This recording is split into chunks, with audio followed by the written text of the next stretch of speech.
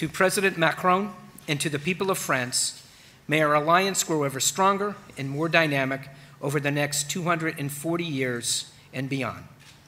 À vous très santé. Santé.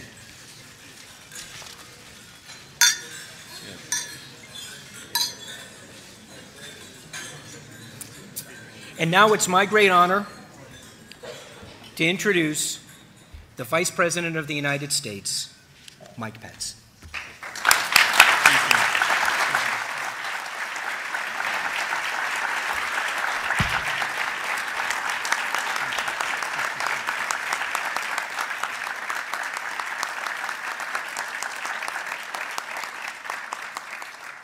I want to thank our acting Secretary, John Sullivan, for those stirring words and for his warm hospitality here today at the State Department.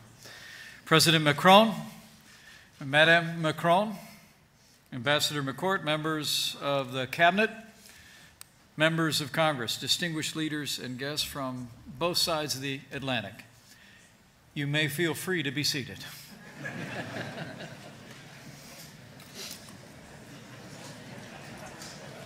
It is a great honor for me, as Vice President, to host you at the State Department today, Mr. President, as we celebrate the enduring friendship between the United States and America and the French Republic. Karen and I are deeply humbled to join you and Madame Macron today with all of these distinguished guests. Mr. President, it's no accident that France is the very first nation to be welcomed to the United States for an official state visit under this administration. History attests France was America's first ally, and France was America's first friend.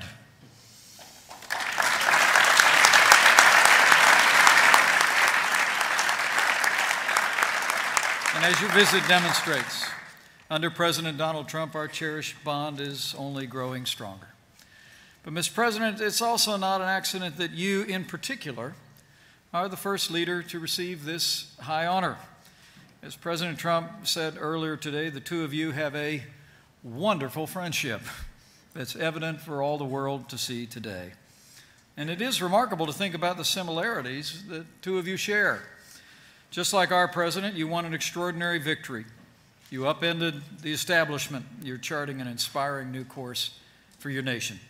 Just like our president, you're fighting tirelessly to restore prosperity for your people, enacting bold reforms by cutting regulations and cutting taxes, actions that even now are reviving the economy of France. And just as President Trump promised to make America great again, you promised to move France forward, en marche. And I know that everyone here will join me in applauding the historic progress that you and President Trump are making for both our peoples.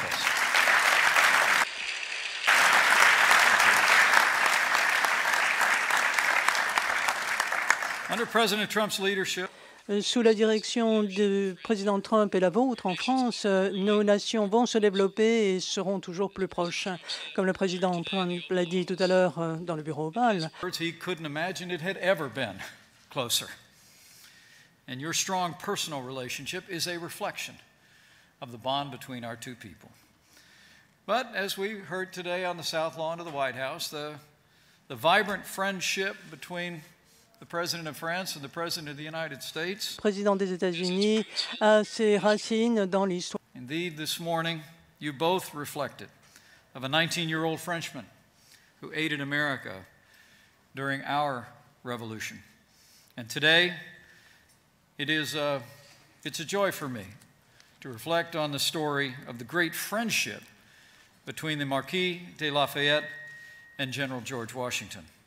As President Trump said this morning, the bond between the United States and France actually began 241 years ago this month, when Lafayette set sail for America. Only weeks after he arrived, Lafayette met George Washington. Lafayette at age 19, General Washington at age 45.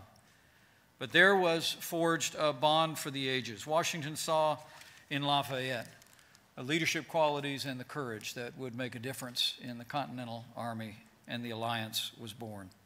For the next 4 years, Lafayette served at General Washington's side. He survived the long winter at Valley Forge. He fought the enemy to a standstill at Monmouth. And he led one of the final charges in the siege of Yorktown that won our war of independence and secured our freedom. After the war concluded, Lafayette returned to France to advance the cause of liberty in your homeland. And as you mentioned, on the South Lawn today, last night at Mount Vernon, you saw firsthand the key to the Bastille that Lafayette would return to America and present to General Washington as a sign of his enduring admiration and the strong bond between our two people. Ultimately, those two great men shared a love of liberty, and to this day, freedom, liberty, is the cord that binds the United States and France together as allies and as friends. Though we're separated by an ocean, freedom unites our nations in common purpose. Though we speak different languages, freedom gives our people a common tongue. And though our two nations have charted our own distinct courses over all the years, freedom gives us a common future, a future that we are forging even today. The shared love of liberty is why France and the United States stand together with our NATO allies to ensure a Europe that is whole, free, and at peace. It's why our citizens and our soldiers have stood shoulder to shoulder together in the fight against the barbarians of ISIS and worked together to cut out the cancer of radical Islamic terrorism that threatens civilization itself. And it's why earlier this month, the United States and France, together with the United Kingdom, took decisive action to cripple the chemical weapons program of Syrian dictator Bashar al-Assad. And President Macron, on behalf of President Trump and the American people, let me say once again, thank you for your leadership, and thank you for the brave and capable men and women of the French Navy. La Royale did an extraordinary job.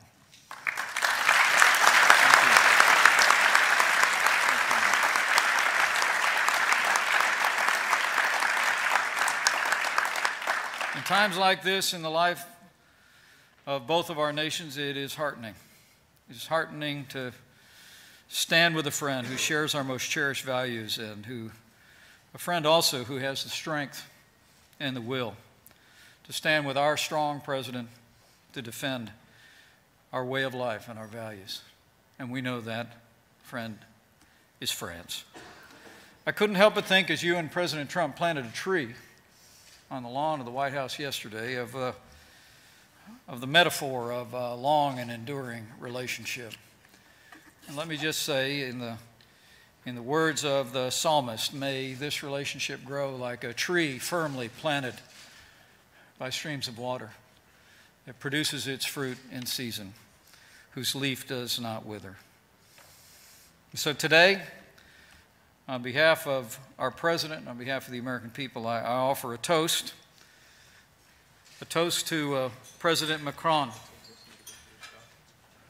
to President Trump, to the good people of both of our nations. May our friendship grow even stronger, and may we never grow weary as we work together to forge a future of freedom and peace in our time. God bless you, Mr. President. God bless France, and God bless the United States of America. À votre santé. Cheers. Yeah. It's not bad for me. Thank you very much. I appreciate it. Ladies and gentlemen, President Macron.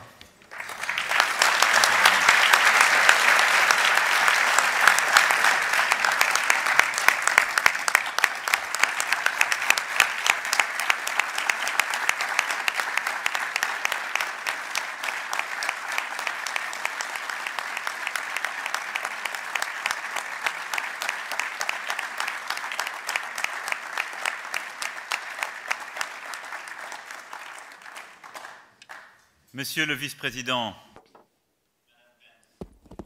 Mr. Vice President, Madam Pence, Secretary of State, Madam Rodriguez, members of the American Congress and of the French Parliament, ladies and gentlemen.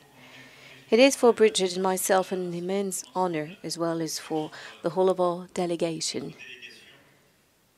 to be together with you today in this temple of American diplomacy. a diplomacy which has for a long time been close to that of France. You both reminded us, Mr. Vice President and Secretary of State, reminded us of the deepness of our bonds, as illustrated by our contact with President Trump since we arrived yesterday. We've always been there for one another. When it was about building a new free country, some young French men came to support it because they'd found about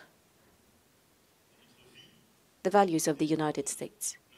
When on both sides of the oceans it was about defending that freedom, you joined us on the occasion of the First as well as the Second World War, where you stood with us to defend our values and this joint destiny. And all along these centuries, your diplomacy,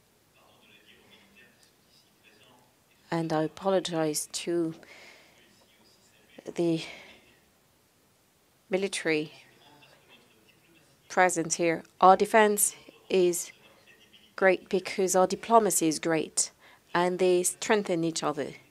Your diplomacy has constantly been working with ours in order to build a coherent approach of the world.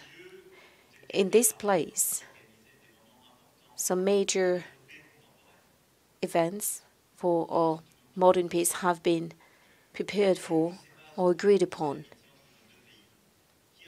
And this is in particular based on the friendship between our two countries, which has contributed to forging this Western world based on democracy, the freedom of individuals, and enable us to build the international order that we know. It is based upon a balance, always fragile, because it relies on the powers and counterpowers and what each and everyone does. But it is an indispensable balance for the world. An economic, financial, political order has been put together after the Second World War. Is it perfect? Probably not. Can it be improved? Definitely. Have we seen anything better? I do not think so.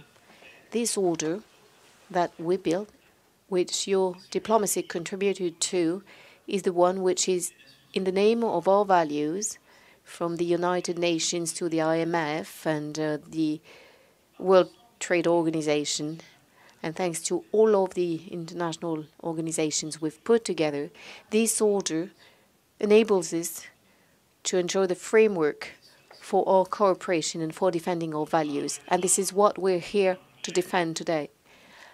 I will talk about it further tomorrow when I take the floor before the Congress. It is an honor for France, and I shall thank your country and President Trump for that. And I will say it once again. I believe in a modern multilateralism, a strong one, which knows how to be respected, how to build peace, and foster jobs as well. It's not about endless regulations. Neither is it about a new framework within which we would give up on the values, on everything we've taken so much time to build. So in this place, which is so important for the history of your country, as well as the history of our relationship, I'm well aware that I'm talking to leaders in a place where a lot of our future will be decided. I also would like to say a few words about our economic relations. Today are here with us many men and women who very much are in charge, thanks to their investments, of our economic bonds. And the United States of America, as a matter of fact, is the first foreign investor in France. And it is also the first country where French businesses invest. In total, it is $100 billion in goods and services that we exchange every year. It is therefore a relationship based upon the strength of our economic relation, because there is always something more than the economy between our two countries, because it is our vision of the world, our values, our joint ambition, from distribution to finance, the energy sector, the defense sector, research, education, scientific cooperation. We have this strong bond. Over the past few months, we implemented on both sides of the ocean some major reforms which have brought about some new momentum to these exchanges. Since 2017, the United States is once again the first source of foreign investments in France, and I'm very pleased about it, and I would like it to continue. And I'm very pleased that some of you have, over the past few weeks and even today, have announced some huge investments in France in the field of tourism or the media, intelligence, artificial intelligence, the financial sector, the pharmaceutical sector as well. And I would like us to continue to work to that end.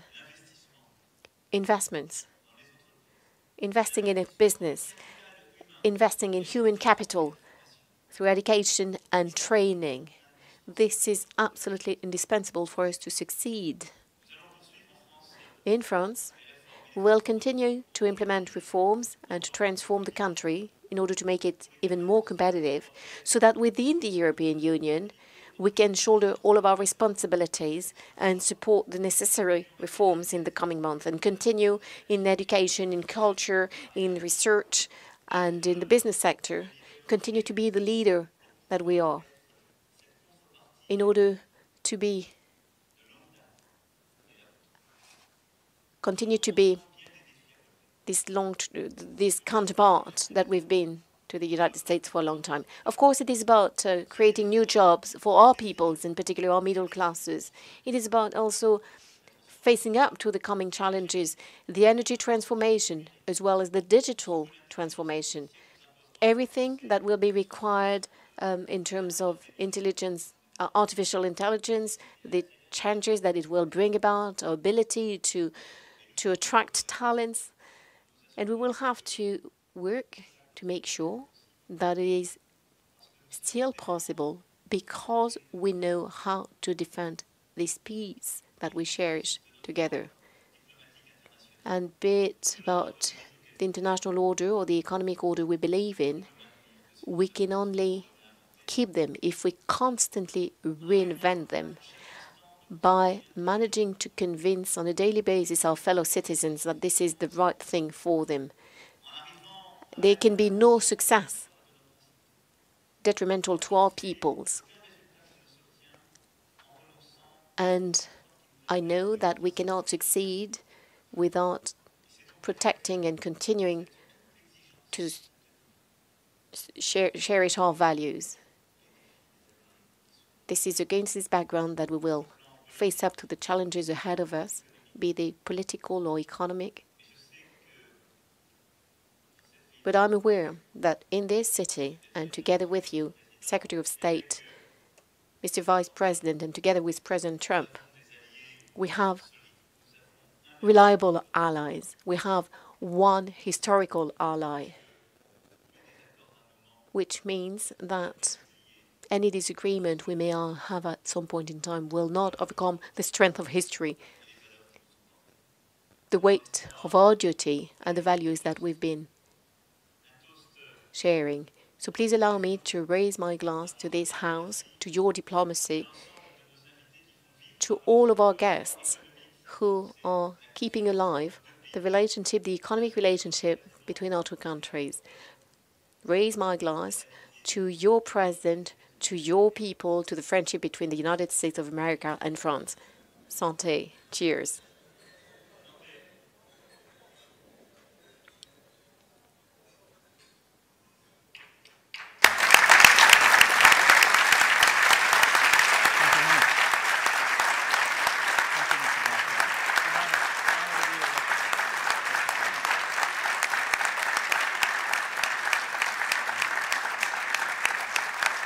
you.